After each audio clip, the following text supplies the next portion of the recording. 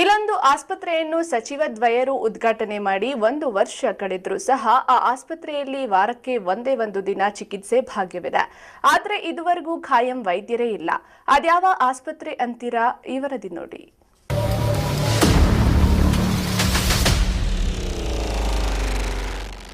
ಹಿಂದೂ ಭಾವೈಕ್ಯತೆಯ ಶ್ರದ್ಧಾ ಕೇಂದ್ರವಾದ ಚಿಂತಾಮಣಿ ತಾಲೂಕಿನ ಮುರುಗಮಲ್ಲ ಗ್ರಾಮದ ಹಜರತ್ ಅಮ್ಮಾಜಾನ್ ಬಾಬಾಜಾನ್ ದರ್ಗಾ ಸಮೀಪವೇ 1 ವರ್ಷಗಳ ಹಿಂದೆ ಸುಮಾರು 2 ಕೋಟಿ ವೆಚ್ಚದಲ್ಲಿ ದವಾದುವಾ ಎಂಬ ಆಸ್ಪತ್ರೆ ನಿರ್ಮಾಣವಾಗಿತ್ತು.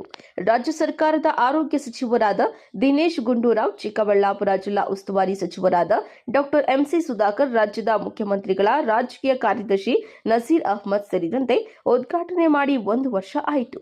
ಆದರೆ ಈ ಆಸ್ಪತ್ರೆಯಲ್ಲಿ ವಾರಕ್ಕೆ ಒಂದೇ ಒಂದು ದಿನ ಚಿಕಿತ್ಸೆ ಭಾಗ್ಯ ಲಭ್ಯವಾಗುತ್ತಿರುವುದು ದುರಾದೃಷ್ಟಕರವೆಂತಲೇ ಹೇಳಬಹುದು. ದರ್ಗಾಗೆ ಅಪಾರ ಸಂಖ್ಯೆಯಲ್ಲಿ ಭಕ್ತಾದಿಗಳು ಬರುವುದಲ್ಲದೆ ಮಾನಸಿಕ ಅಸ್ವಸ್ಥರ ಸಂಖ್ಯೆಯೂ ಸಹ ಇಲ್ಲಿ ಹೆಚ್ಚಾಗಿದೆ. ಅವರಿಗೆ ಉತ್ತಮ ರೀತಿಯಲ್ಲಿ ಚಿಕಿತ್ಸೆ ನೀಡಬೇಕೆಂಬುದು ಸರ್ಕಾರದ ಉದ್ದೇಶವಾಗಿತ್ತು. ಆದರೆ ಸರ್ಕಾರದ ಉದ್ದೇಶ ನೀರು ಪಾಲಾಗಿದ್ದು ಸುಮಾರು 2 ಕೋಟಿ ರು ಹಣ ಖರ್ಚು ಮಾಡಿ ಆಸ್ಪತ್ರೆ ಆರಂಭಿಸಲಾಗಿದೆ. ಆದರೆ ಇದುವರೆಗೂ ಖಾಯಂ ವೈದ್ಯರನ್ನ ಸರ್ಕಾರ ನೇಮಕ ಮಾಡದೇ ಇರುವುದು ಬೇಸರದ ಸಂಗತಿಯಾಗಿದೆ. ಆಸ್ಪತ್ರೆ ವಾರಕ್ಕೆ ಒಂದೇ ದಿನ, ಅದು ಬುಧವಾರ ಮಾತ್ರ ತೆರೆಯಲಾಗುತ್ತದೆ. ಗ್ರಾಮದ ಸರ್ಕಾರಿ ಆಸ್ಪತ್ರೆ ವೈದ್ಯರೇ ಇಲ್ಲಿಯೂ ಸಹ ಕಾರ್ಯನಿರ್ವಹಿಸುತ್ತಿದ್ದಾರೆ.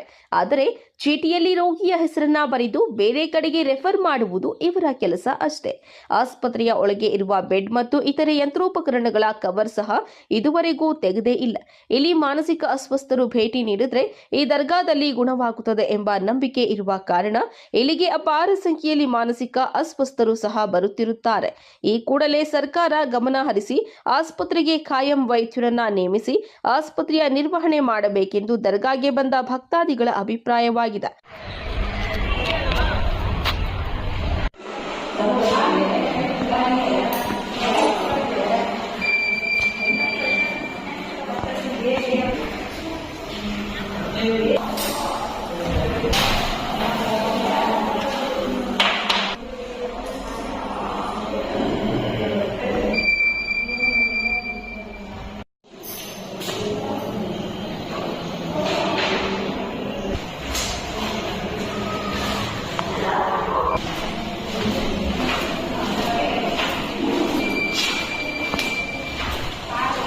ಪೇಷಂಟ್ ಒಳಗಡೆ ಬಿಡ್ಬೇಕಂದ್ರೆ ಮೇಡಮ್ ನಿಮಗೆ ಮಾತಾಡಿ ನಾನು ಕೇಳಿದ್ರೆ